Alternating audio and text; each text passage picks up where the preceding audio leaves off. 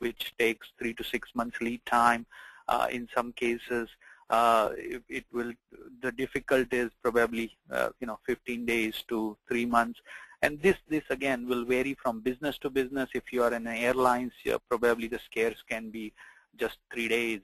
So depending on what business you are in, these categories, the parameters might change. But by and large, it will help to understand how your lead time is. Another category, another way of analyzing is based on criticality. If you have done critical analysis or have done any kind of analysis around your assets, and then based on their criticality, you can actually manage your constrained asset differently. So if there is a direct impact on production or direct impact on environment or any other safety or any other compliance related things, such spare parts should be categorized differently. And you can actually use in cases of certain category of assets, you can run a report and you can see what in the past, what kind of spares were used on those assets in any kind of CM or emergency maintenance or corrective maintenance or even preventive maintenance, and then tag them according to the criticality of the asset can be then tagged to the criticality of that spares itself. So which will allow you to identify such spares and have a different policy for the stocking, etc. Another option to do analysis is find out high value just based on unit cost, and we have seen certain companies use certain very, very high value spares, so you can actually categorize based on that, and then you may have a different storing policies on those, as well as different control because they are expensive on a per unit basis. So you need to track them, manage them a little bit differently, understand which all assets it was used, etc. Then there is, based on that earlier lead time, you can actually categorize it different things, and you for each of one of these, you may have different parameters. The other popular thing in almost all of these softwares, there is always a min-max. Most of the time, it is set at the beginning when the item master is created, and then people may review it or may not review it. But it's a good idea to periodically do some calculation on the min-max. And this is a basic formula which can be used based on the usage of the spares. There are two ways companies have seen. One is based on just the store data, or it can be also used with the work order data, which has, if you have the practice of entering all the spares which are associated with any work order, then you can actually calculate what the usage is.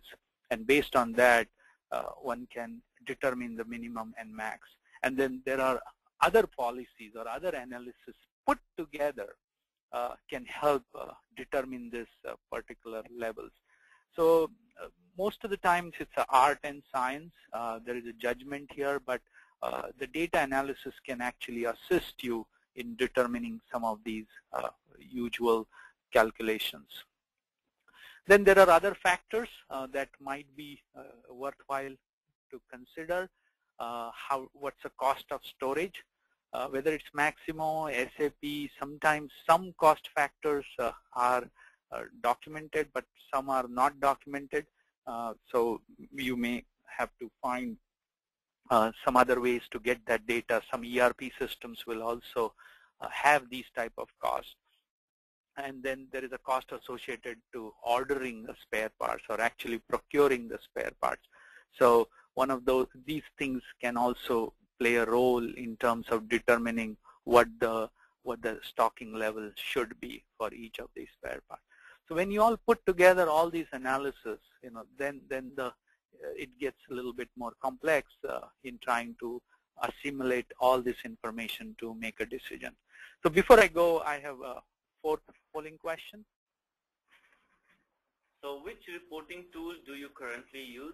It's Actuate, BERT, Crystal, Cognos, or others?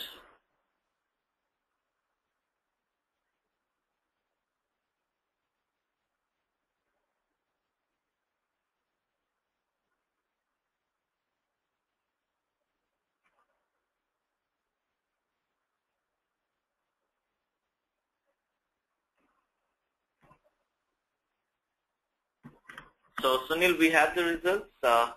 It's 32% are using BERT, 15 Crystal, and 38% are using some other tools. Okay, good. So what it says is, some of the tools that you probably are using have certain limitations probably in terms of OLAP or type of analysis, ad hoc reporting, or statistical analysis. But we'll just touch some of those things as we go, that how some of the statistical technique might be of use to determine certain things. So let's look at certain business problems that can be solved with the help of data analysis. If you want to determine stockout risk or probability of stockout risk in terms for critical assets, there are some statistical tools like Weibull analysis can actually be used to determine failure pattern and expected failures, and then along with that use Poisson distribution method to determine the stockout risk. And I'll show you some of the examples in the later stage, but some of these things can be addressed with the help of the statistical techniques. Also, many a times there is a bottleneck in how we manage the entire spare parts process when a work order is created, and how people or we procure that or get that material from the stores.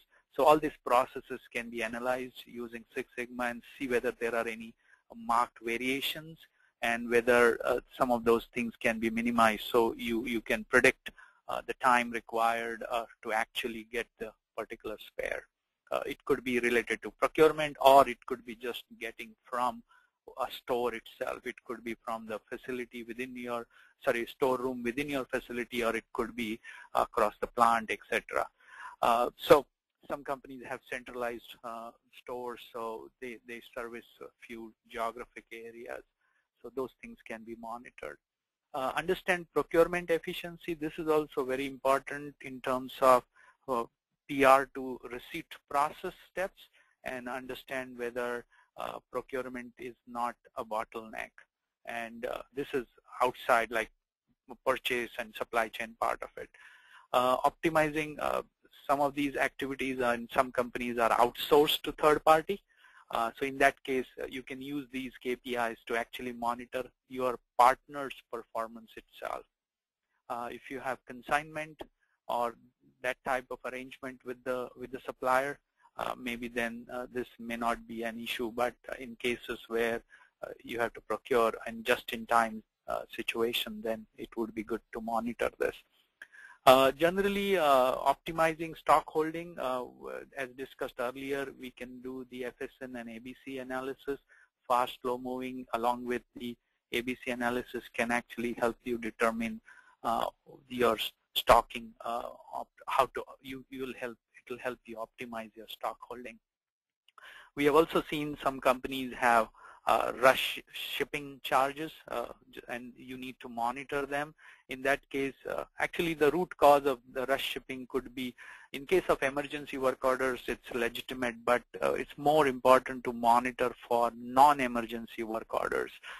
And so it could be related to the planning and scheduling effectiveness. So you can have KPI associated with it, so that you address the root cause of rush shipping.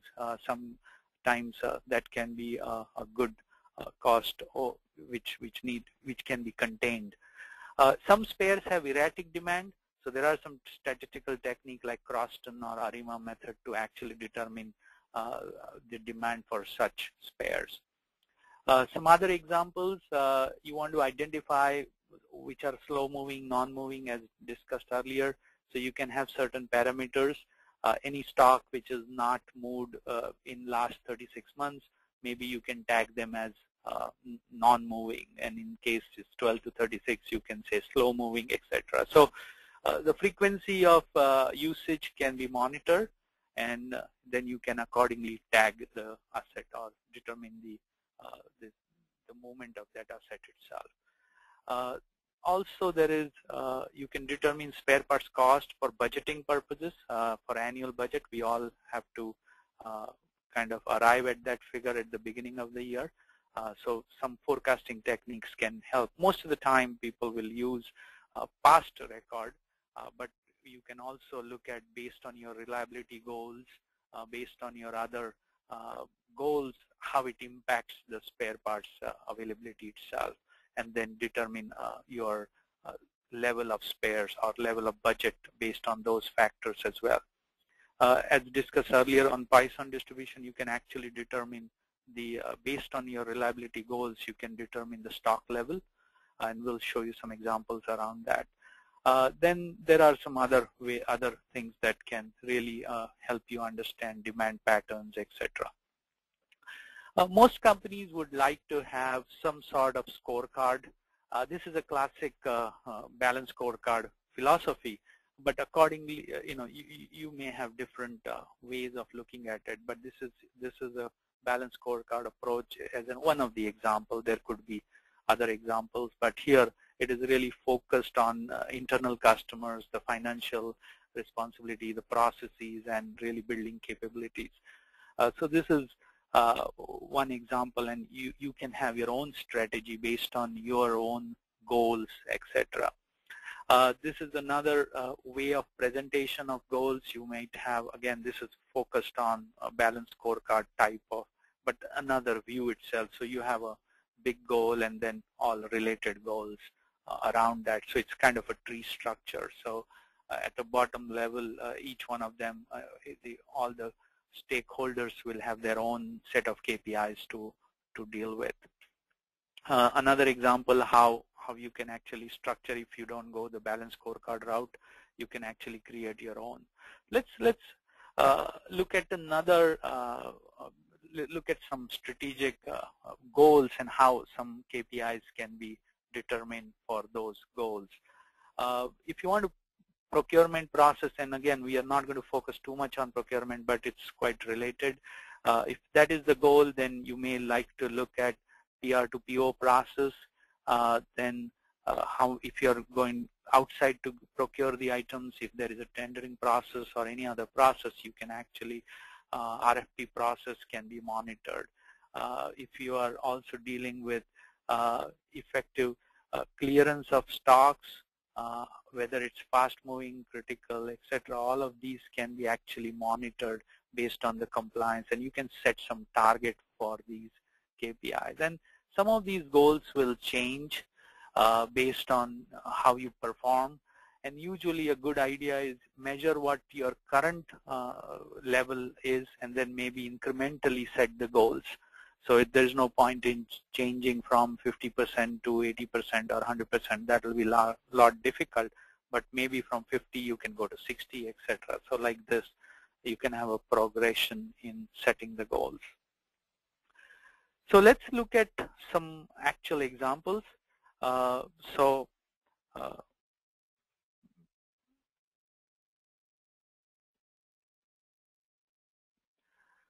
This is an example we just talked earlier about ABC analysis. This is as you can see it in the analysis itself. This is an actual report was created in BERT, and I think there is another version which also available on the Crystal. So this report actually allows you to tries to find out, the main function here is cumulative distribution function. What it really says is, in this example, 33% of your inventory is really blocked in this particular item code itself. And this is fictitious data, but the idea is to understand you can actually, based on your this CDF value, which is a cumulative distribution factor, which nothing but if the total value of your inventory is $100, then what it is saying is 0.33% of that value is really is blocked into this particular item. So like this, once you do that, this will allow you to kind of tag A or B or category of asset. So in this case, it is kind of shown here that up to maybe the first 7 or 8 itself, it constitutes almost 75–76% of your inventory. So you can focus on those 10 items. Of course, if you have millions of items and if you have 10,000 items or 100,000 in your item master, then that number might be much higher. But invariably, you'll find that it would be in the 10 to 15% range of total assets. So this kind of allows you to tag, and then you can have a different policies for these A categorized items compared to the B and C. Let's look at this. Will also go hand in hand with fast and slow and non-moving classification as well.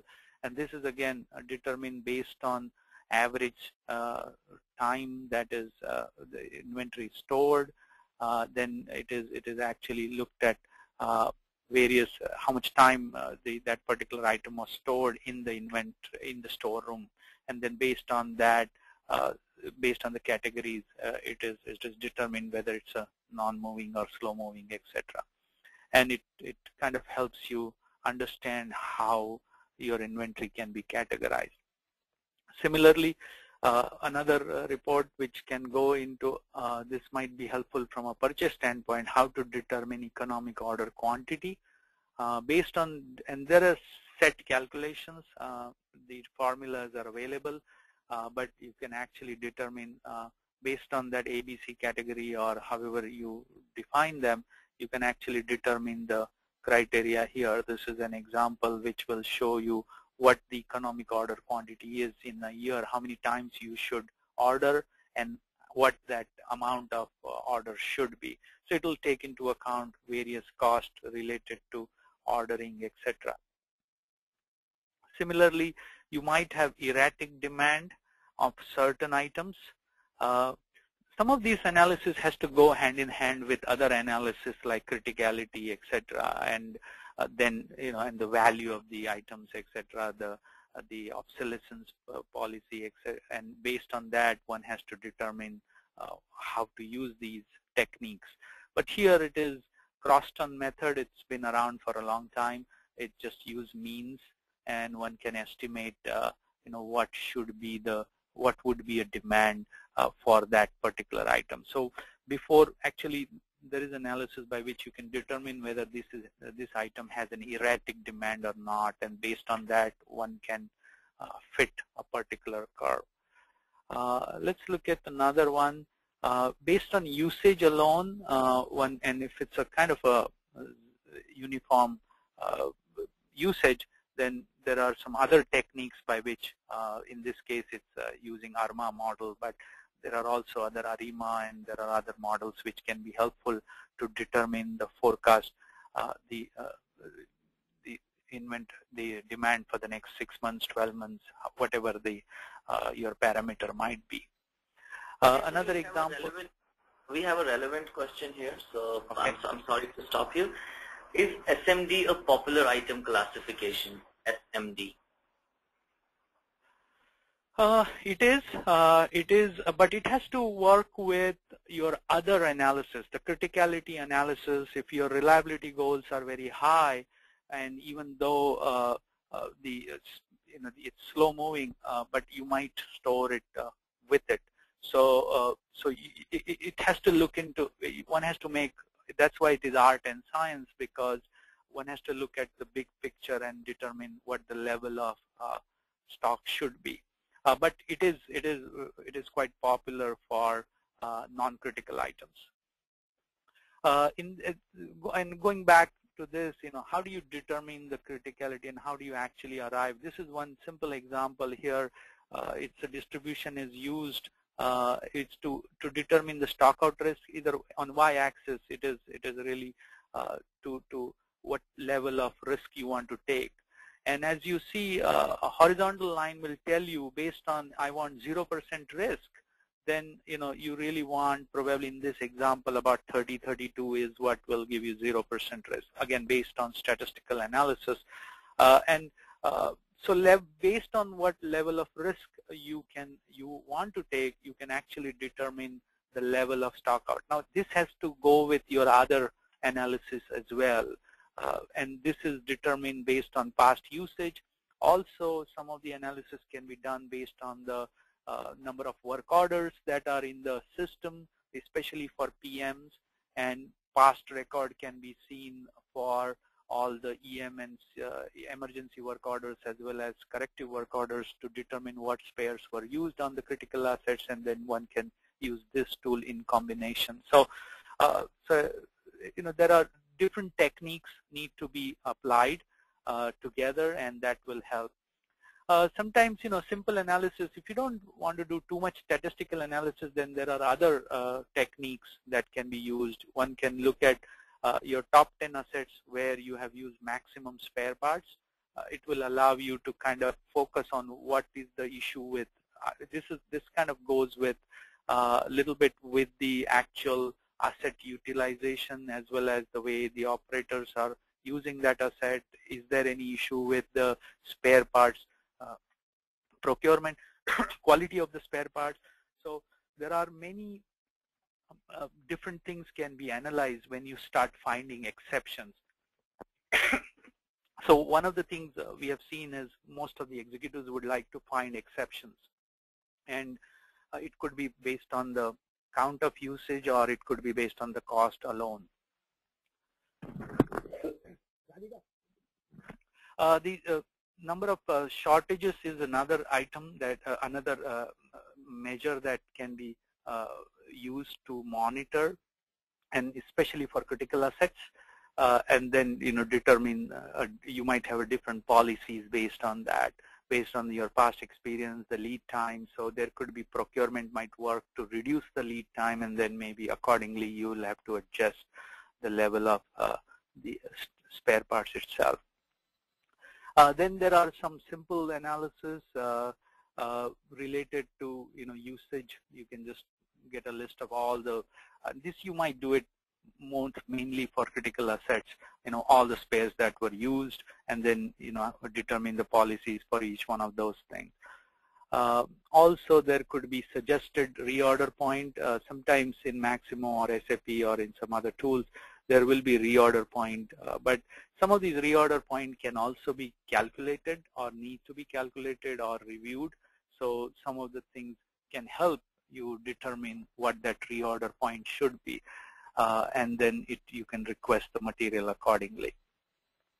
Let's look at the annual turn.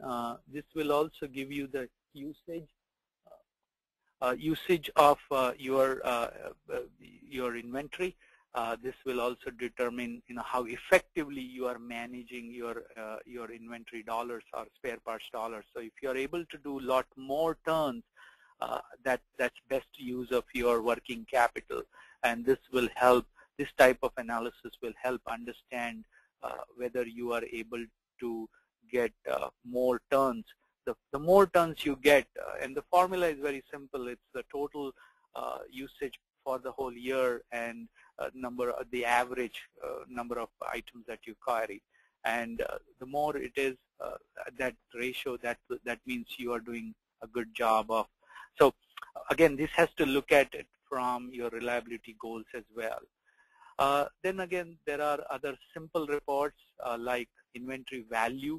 You can do it by facility, you can do it by storeroom, you can do it by site. So there could be different ways of doing the valuation report, and you can actually do a graphical representation based on that.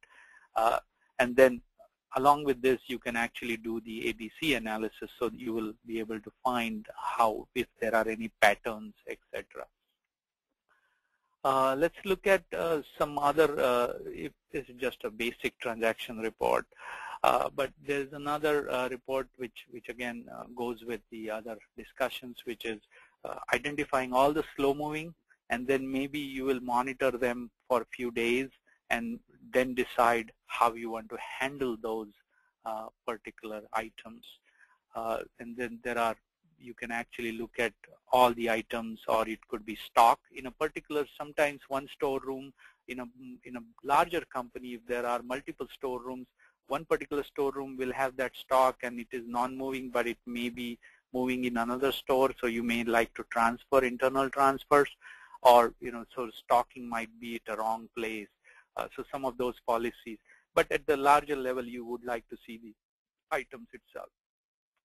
Then obsolete inventory. Many places, some of these machines are in use for a long time. The inventory was bought at much early time and it has never been used. So it will be a good idea to determine that. Sometimes there is a direct implication of this from a reporting standpoint to the authorities on a GAAP standards, whether they have been depreciated or things like that. But it's nevertheless, it's a good idea to understand.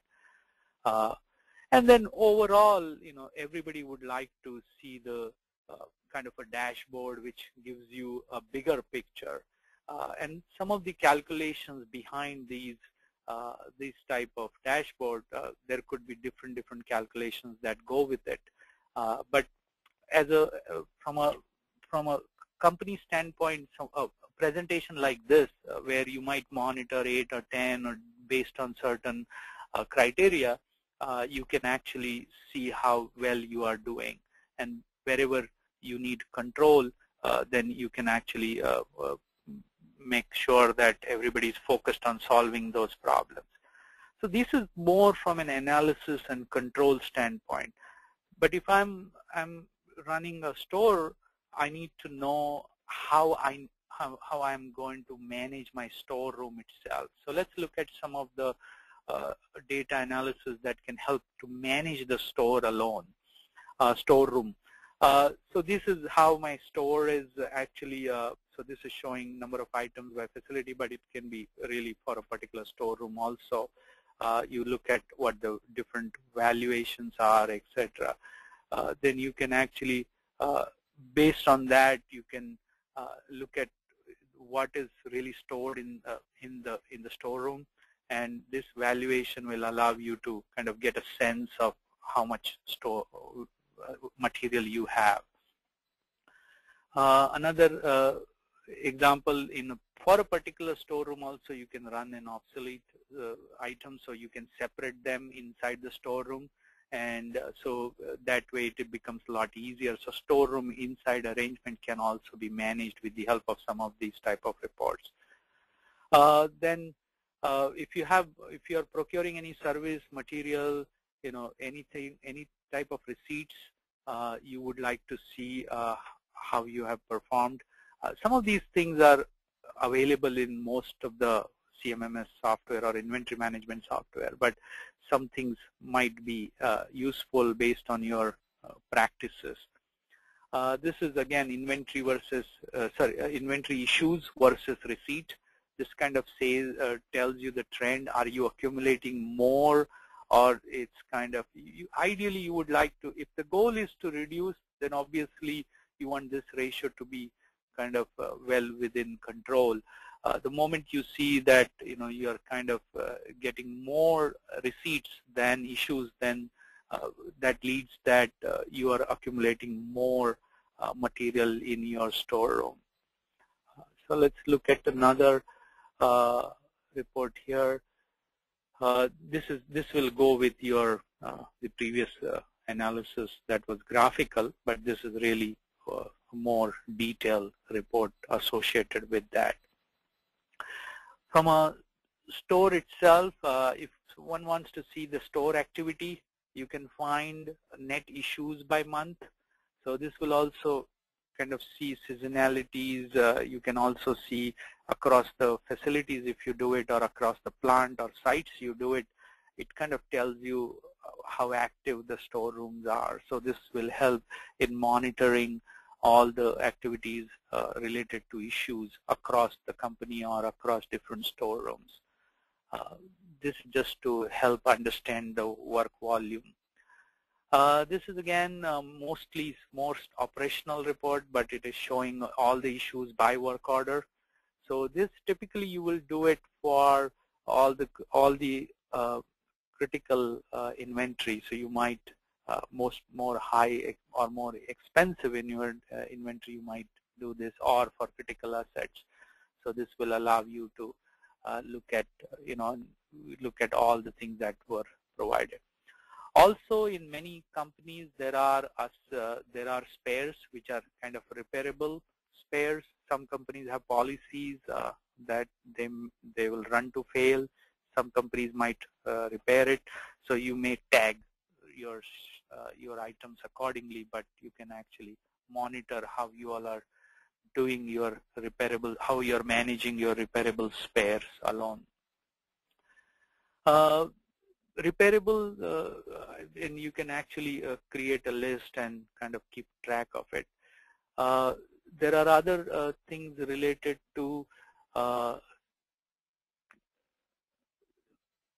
pick list. Typically, that goes with the issues that will allow to have a proper documentation. This is again issues versus receipt, but giving you a little bit bigger, different view of it.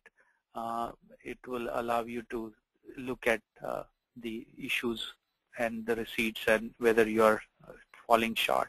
If you are practicing kitting, then actually some of these reports can be generated at the end of the day or beginning of the day, and which will allow some sort of lead time for the storeroom to prepare the kits, so they can actually build the kits well in advance. Then many times, if some of the items are not used, then you would like to track what from the kit, how many things were returned, and then have a report like that. So some software will allow you to do kitting very, very effectively. We have seen that as a good technique for managing the total handling time, etc. Let's look at some, if some companies are using consignment. So in that case, you would like to monitor all your liability associated with the consignment and how the consumption is. You may like to also monitor how much are you using from consignment and how much are you carrying yourself. This will have a direct impact on your working capital for spare parts itself. And you can monitor different KPIs related to consignment value alone, or it could be items, etc. And this can go with your availability report as well. So let's look at these spare parts stock inspection related activities. So here we are actually looking at how the stocks are inspected. So you might have a cycle count in which each unique item is randomly chosen, and so you can actually look at whether you are touching different and in what month, how many items did you touch, etc. So unique items, so this will give you a sense of how much percentage and or number of items did you touch during your inspection process or stock inspection process. And you can have related KPIs that will go with it. And this is another example of it that can help you understand how many unique items you are inspecting in each cycle. This will help in actually determining the stock inspection cycle, what kind of items you should do it, things like that. Here it is variance based on what you find during the inspections and what is the actual, and the variance then you can have set some threshold, and based on that you can escalate the issue based on the value of the item, based on the discrepancy, the variance discrepancy, and then accordingly you can escalate. And of course you need to look at a storeroom level and all the in charge. So there are various parameters by which you need to analyze this information. Let's look at another one, cycle count. Again, this is more detailed report. There's another report might be of use is in the inspection you can actually find out which items were never physically counted, because this will help especially to find out any item which was expensive or has a higher unit cost, but it was never ever inspected. So that way if you are doing a random selection of items to inspect, you would like to include some of these items along with that random selection. And in some cases, you might have some items which will absolutely so you can create a list of items that absolutely have to be inspected. So depending on your policies, inspection policies, some of this analysis can actually help build the policies as well as execute on those policies. Let's look at adjustments. This is another area which requires, from an accounting point of view, as well as you need to find spillage, theft, or any other problems that you might have in the stores management, or it just people are not keeping up with or are not stored properly. So the adjustment, if the dollar amount will kind of help this type of KPI, will help monitor are we in range, out of range, and each company will have a different threshold for this type of KPIs. If you are doing any kind of manual adjustments within the Maximo SAP or any of the CMMS software, then you would like to see at the end of it, what's the dollar impact of all those adjustments that you made, and that way you can report into the ERP or any other authority or any other ways that need to be reported from a legal standpoint as well. Let's look at inspection. For handling inspection alone, one can actually, some of these reports can be useful. So I'm just going to rush through some of this. This is a ticket can be generated. I think most of the inspection tickets are generated automatically. This will help actually allow you to look at it. Based on that, let's come back to the last part of the presentation here. After this, we'll just look at how do you actually go about doing analysis. So there are different reporting strategies and different ways one can do it. There are tools that are available, whether it's Crystal, BERT, Actuate, or any other tool.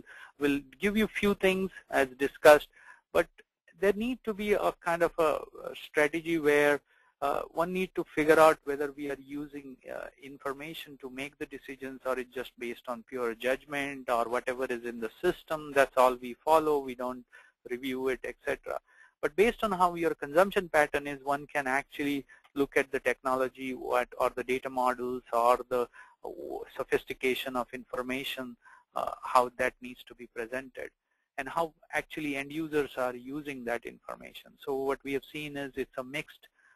Some reports need to be IT supported or pre-built, standardized across the system, across the company, and then some could be supported or can be created by the end user.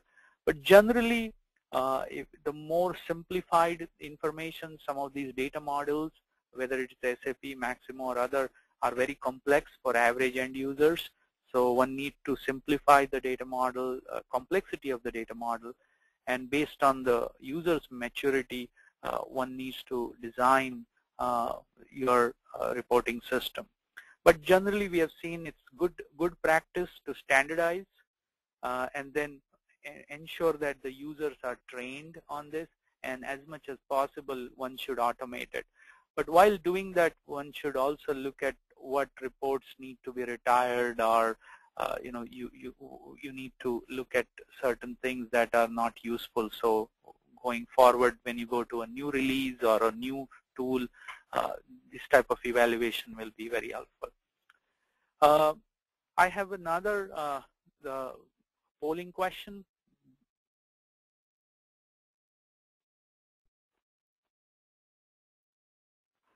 So if you're using Maximo, which version of Maximo are you currently using?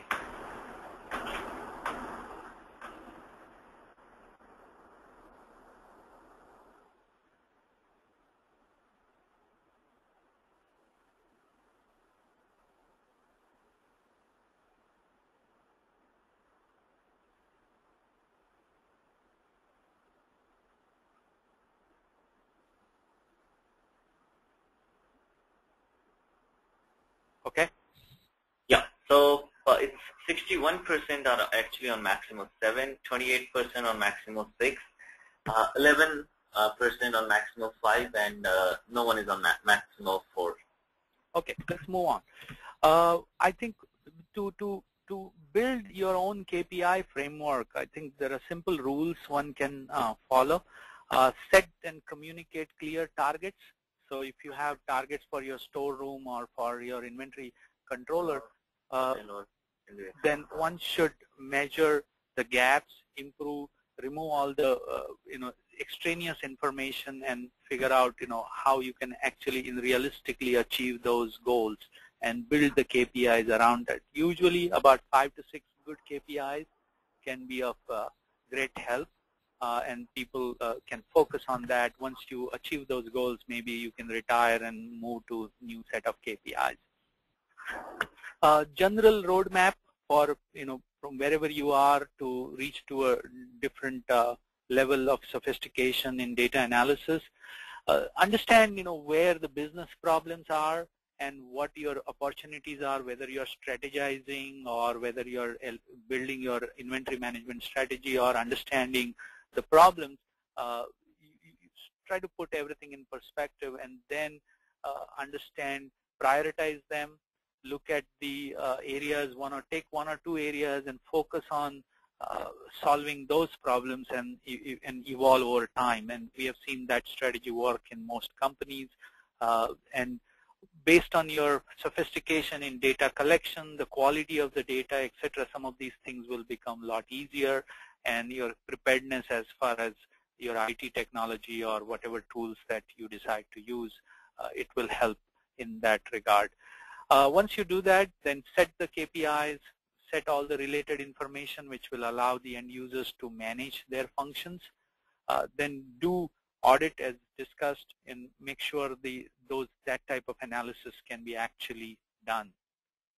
Once that is done, then ensure quality of the data, get all the data, related data available, ensure there is standardized in taxonomy, item master, some of those things are resolved.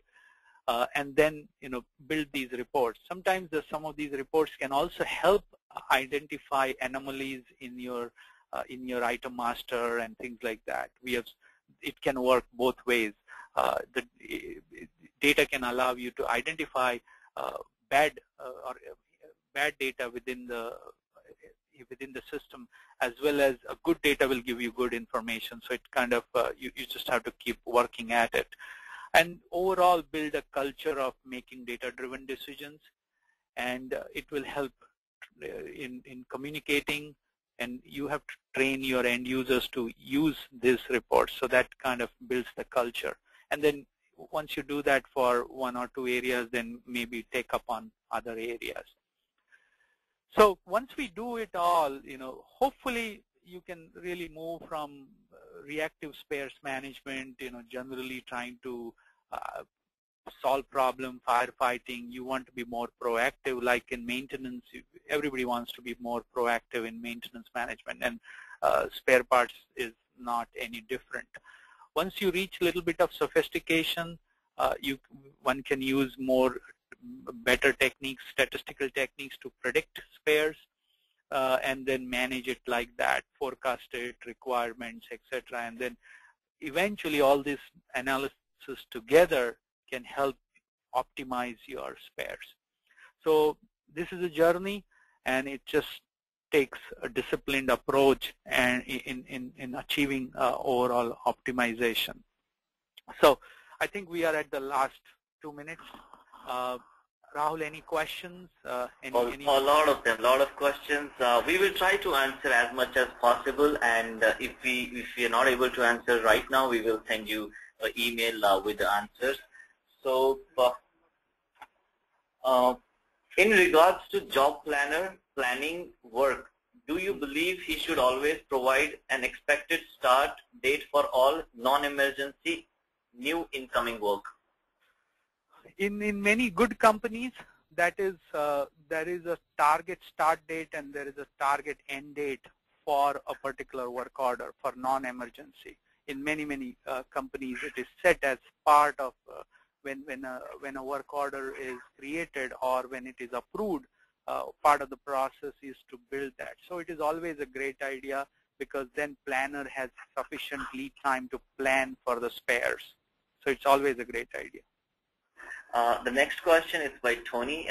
How would you determine, how would you assign location of the parts for ease of storekeepers access?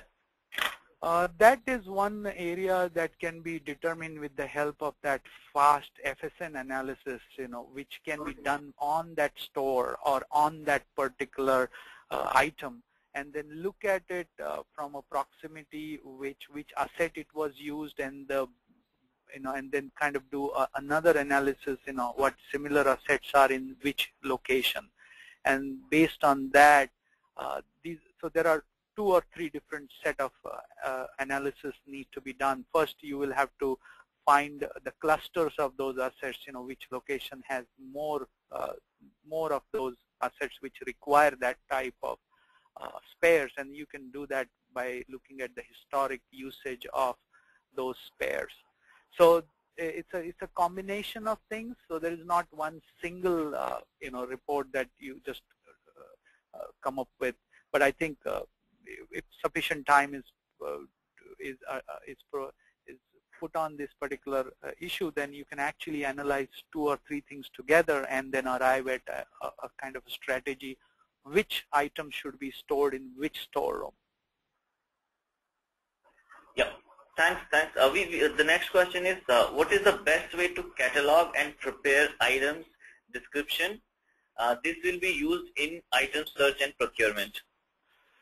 There are, I know more from an analysis perspective, but there are a lot of third-party companies which provide that service. That may be something that can be purchased from outside, which will help cleanse all the item master and ensure that it is consistent across all the company. Next question, it's a very long question. It's we are talking about FSN methodology to control spare stock issues, but for some emergency spares, that is critical spares for assets, maybe non-moving spares. Can I have an analysis where I have a view what is my non-moving inventory of spares, and what these are emergency spares or marked accordingly? Sure. I think that's a great question, and this is where that combination of analysis is really, because there is not one single analysis that can solve all the problems. So this is exactly a great question, because one can do the FSN analysis, determine all the non-moving, and then tag, and then you do further filtering or further analysis on all those item codes which are associated with all the emergency work orders in, let's say, past 5 years, or also can be looked at for all the critical assets. So any critical assets, and you have disciplined enough in the CMMS system, if you have documented the related spares for each one of those critical assets, and if those non-moving items fall into one of those, you can actually color code and make sure they are skipped or they are coded differently in that type of analysis, so you know that they are non-moving but they are essential, they are critical, and that's the way you can further tag it inside the CMMS system also. So for next time, whenever you run a report like that, you can ensure that you filter them out. But you can actually create a report where you can see both a non-moving and then also look at the emergency work orders where it was used or it may be used, and all the critical assets. So this is where, if you have millions of items or hundreds of thousands of items, this type of analysis can actually help you determine the important spares. Next question. According to Best Practices Conference last week, they are promoting critical spares should be determined by equipment criticality rather than part criticality. Which is better?